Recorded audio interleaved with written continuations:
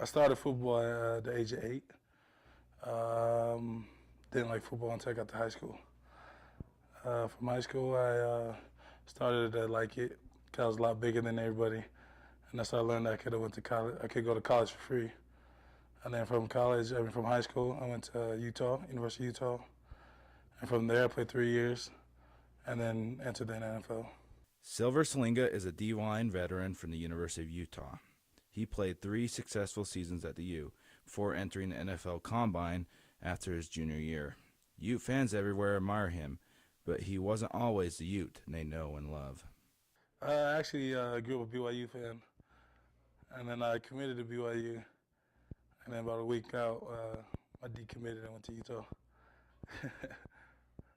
Silver gives credit to the time he spent at the U and used the skills he picked up there to further his career in the NFL.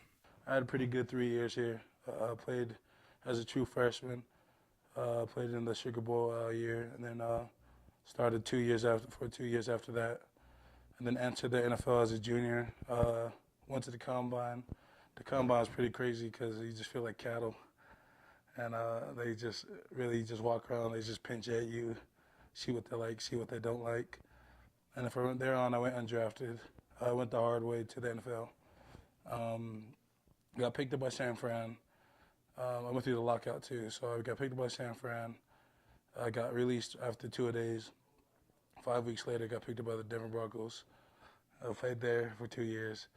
And then last year, I got traded to Seattle, played there all fall, and for about 5 weeks, got released by Seattle, and I got picked up by New England Patriots. His NFL career has been far from easy, but he was able to pick himself back up from the cuts and the trades to make a name for himself. It wasn't too easy because, getting cut sucks. Going to Harvard, getting cut, and then getting put back on the team, getting cut, it's not easy, especially when you get cut for a couple weeks, and it's up to you to stay in shape, get your workouts in, and basically, it takes a toll mentally too, traveling all over the place, doing workouts for other teams. I remember there was a week where I went to 4 different teams in 4 different states, and my body was just worn out by then. I had a tweaked hamstring, but you really can't dwell on things like that because you only have one opportunity. So it's either get up and go or stay home and lose the opportunity. Denver played home to Silver for 2 years. In the 2014 AFC Championship game, he faced his former team with his current team, the New England Patriots. Although he lost, he still looks at his time in Denver positively, as that time in Denver played a big part in his career to this point. Playing that game, I could have picked a better team to play against in that game. It was so fun because a lot of those guys were my friends because I lived there for a while, and so it was pretty fun. But at the same time, it was also nice to go against them because that was the team that let me go. And so, but the losing part sucked just because it would have been great just to win it and go to the Super Bowl, especially win it because that was the team that let me go. But besides all that, it was actually a rare moment just because it's hard, especially in the NFL, to get that far.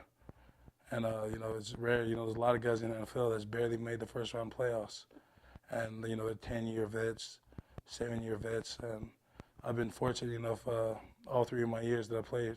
So far, I've been in the playoffs. Silver hopes to also become a 10-year veteran in the NFL one day. He's preparing for his 2014-2015 season as a New England Patriot. His fan base is behind him all the way.